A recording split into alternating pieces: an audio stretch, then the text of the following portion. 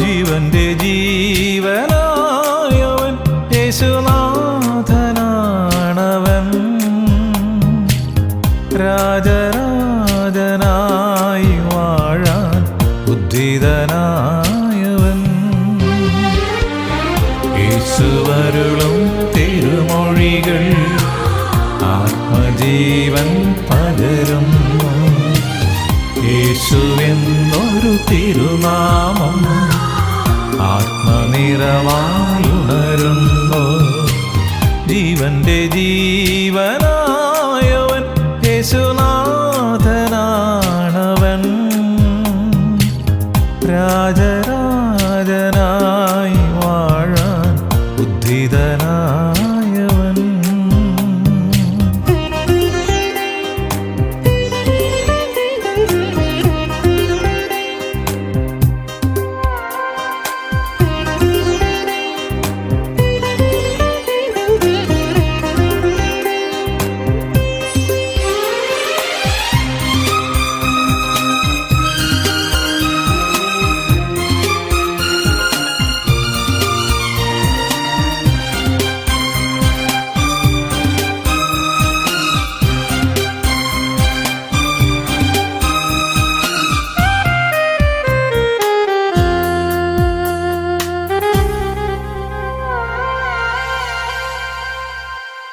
ജായരോസിൻ കുഞ്ഞിനായി നവ്യജീവൻ തന്നവൻ.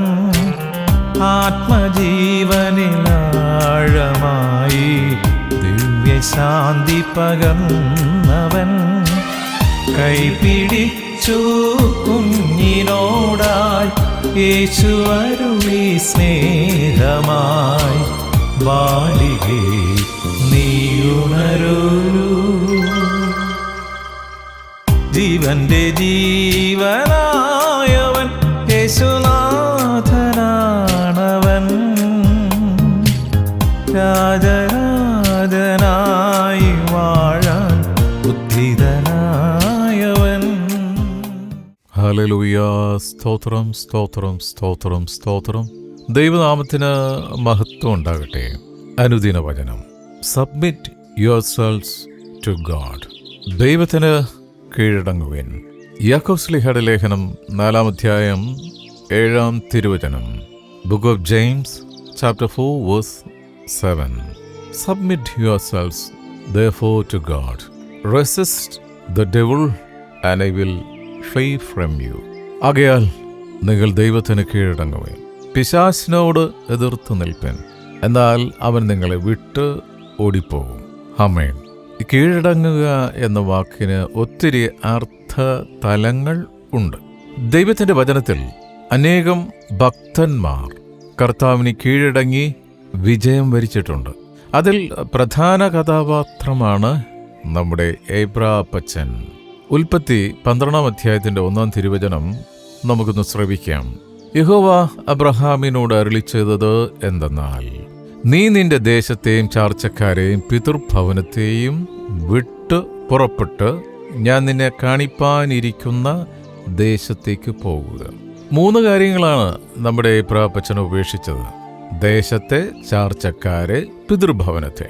ഈ 3 കാര്യങ്ങൾ വിട്ടാൽ മാത്രമേ ദൈവത്തിൻ്റെ വിളിക്ക് ആത്മാർത്ഥമായ റെസ്പോൺസ് കൊടുക്കാൻ കഴിയൂ.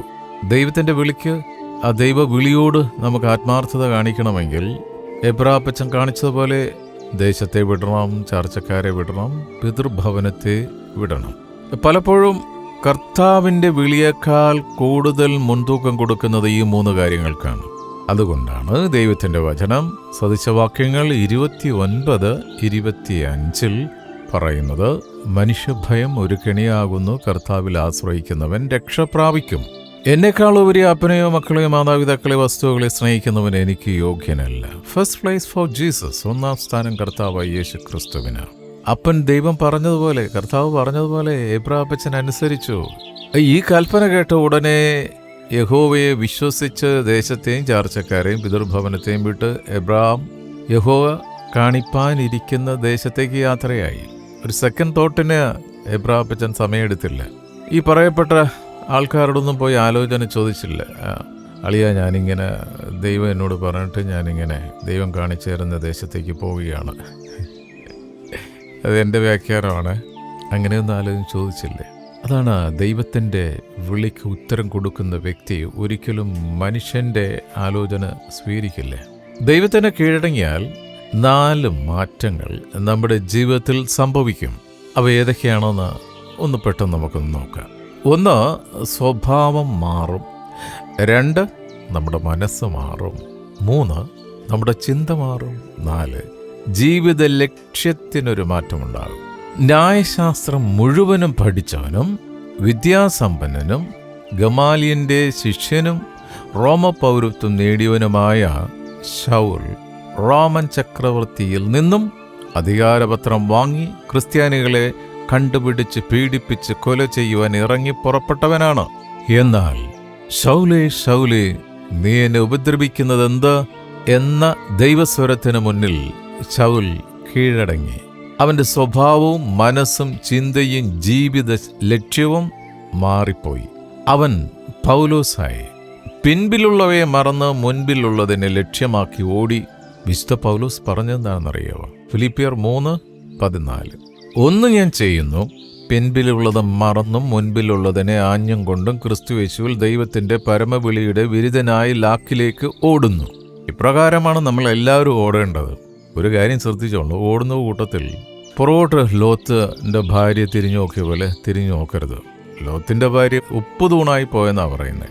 പക്ഷേ മകളെ, നീ പുറകോട്ട് തിരിഞ്ഞു നോക്കിയാൽ കരിങ്കല്ല് തൂണ് പോലും ആകത്തില്ല.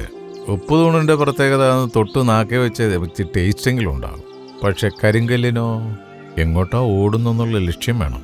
ക്രിസ്തുവിനു വേണ്ടി തീവ്രമായ ദുരിതങ്ങൾ അനുഭവിച്ചു. ആര്? വിശുദ്ധ പൗലോസ്. ലാഭമായവയെ ഛേദമെന്ന് എണ്ണി.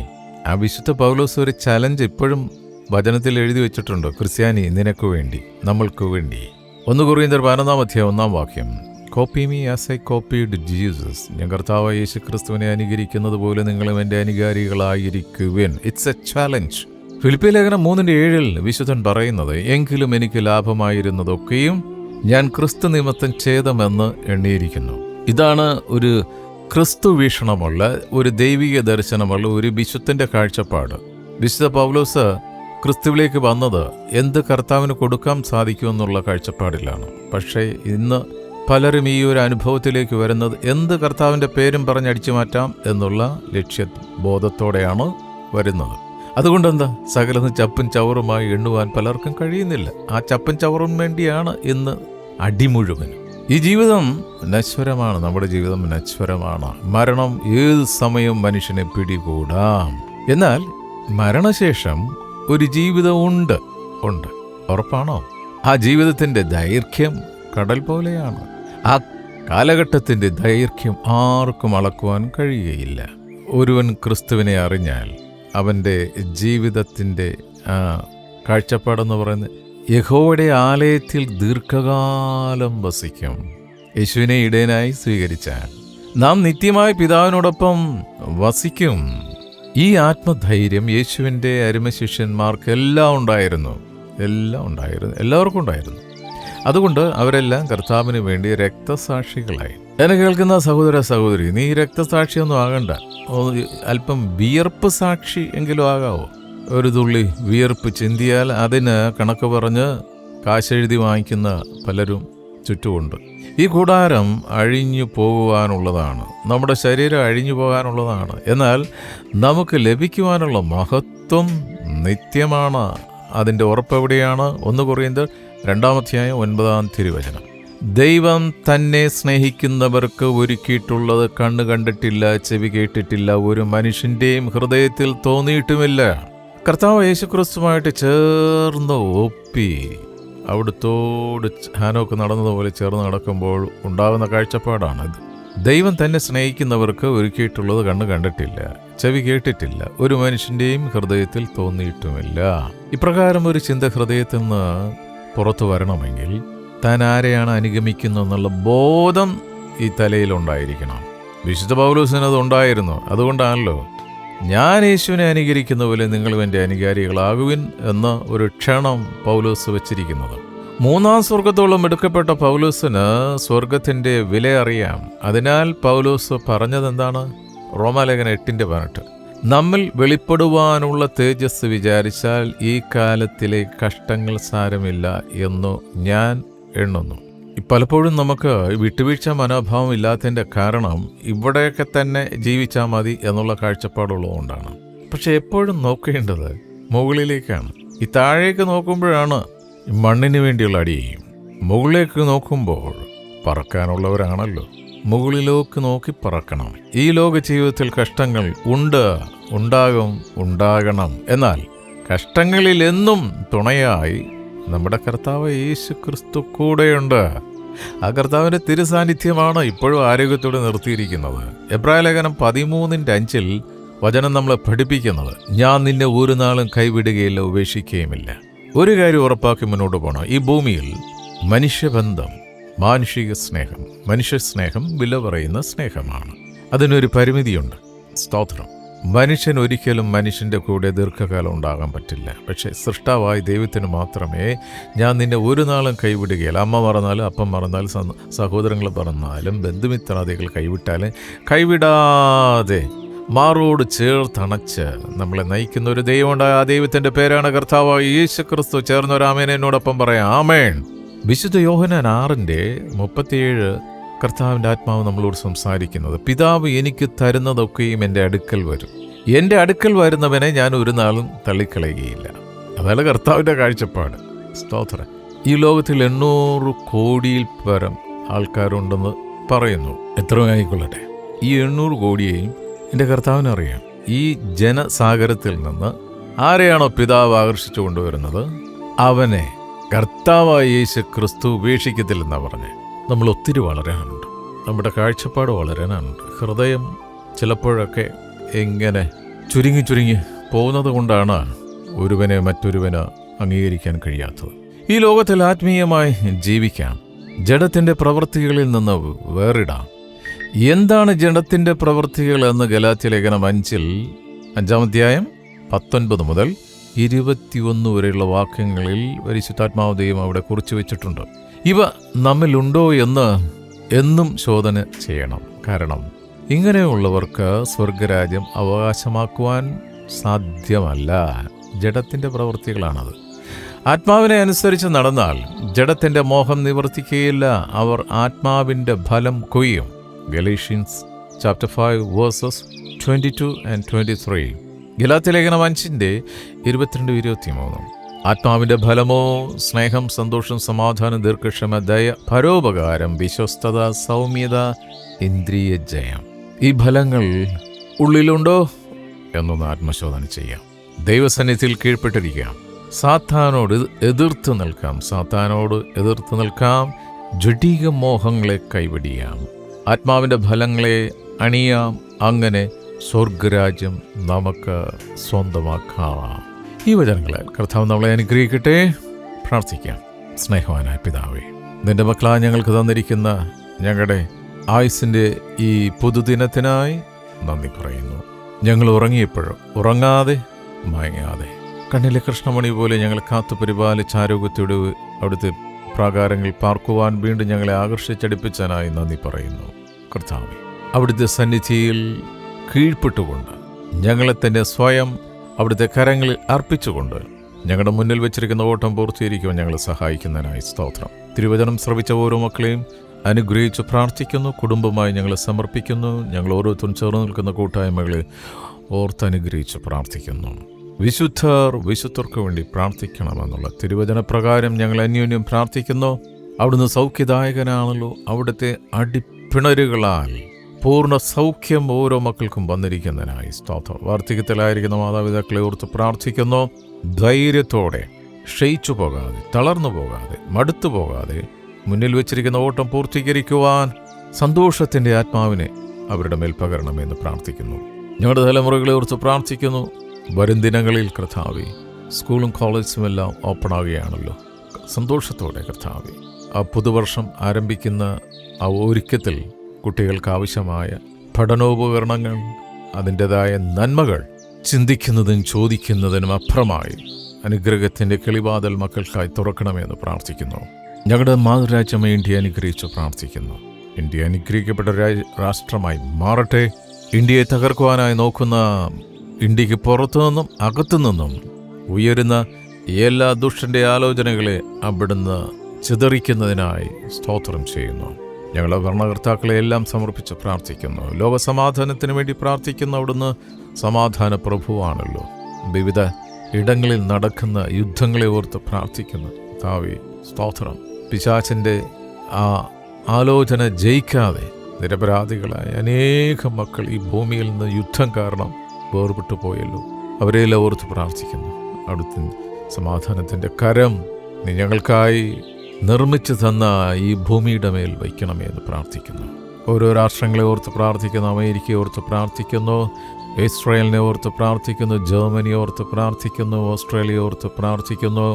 ഗൾഫ് രാഷ്ട്രങ്ങളെ ഓർത്ത് പ്രാർത്ഥിക്കുന്നു. ആഫ്രിക്കൻ കൺട്രികളെ ഓർത്ത് പ്രാർത്ഥിക്കുന്നു. അതുപോലെ കർത്താവേ സ്തോത്രം സ്തോത്രം സ്തോത്രം. ദൂരത്തും ചാരത്തുമായി ജോലിക്കായി പോയിട്ടുള്ള ഞങ്ങളുടെ സഹോദരങ്ങളെ, ബന്ധുമിത്രാദികളെ, കൂട്ടുവിശ്വാസികളെ എല്ലാവരും ഓർത്ത് പ്രാർത്ഥിക്കുന്നു. സ്തോത്രം സ്തോത്രം സ്തോത്രം സ്തോത്രം. ഇന്ന് അവിടെ ഞങ്ങൾക്ക് നൽകിയ തിരുവചന പ്രകാരം ഞങ്ങളുടെ മുന്നിൽ വെച്ചിരിക്കുന്ന ഓട്ടം പൂർത്തീകരിക്കാൻ അവിടെ ഞങ്ങൾ ഓരോരുത്തരെയും സഹായിക്കുന്നതിനായി നന്ദി പറയും. ഞങ്ങളുടെ വയലുകളെ, ഞങ്ങളുടെ ഓഫീസുകളെ, ഞങ്ങളുടെ ബിസിനസ്സിൻ്റെ മേഖലകളെ അവിടെ നിന്ന് വിശാലപ്പെടുത്തുന്നതിനായി സ്തോത്രം ചെയ്യുന്നു. അനുഗ്രഹിച്ചതിനായി നന്ദി. യേശുവിൻ നാമത്തിൽ തന്നെ ആമേൻ ആമേൻ ആമേൻ.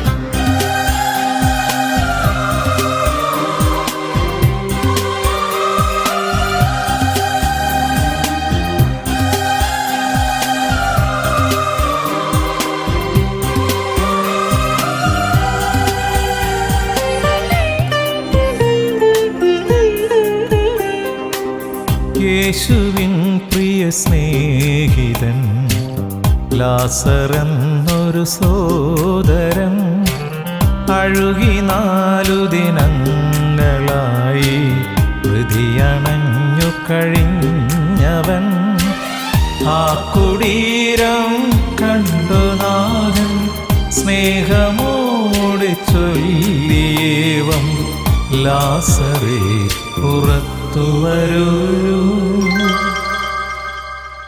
ജീവന്റെ ജീവനായവൻ യേശുനാഥനാണവൻ. രാജരാജനായി വാഴാൻ ഉദ്ധിതനായവൻ.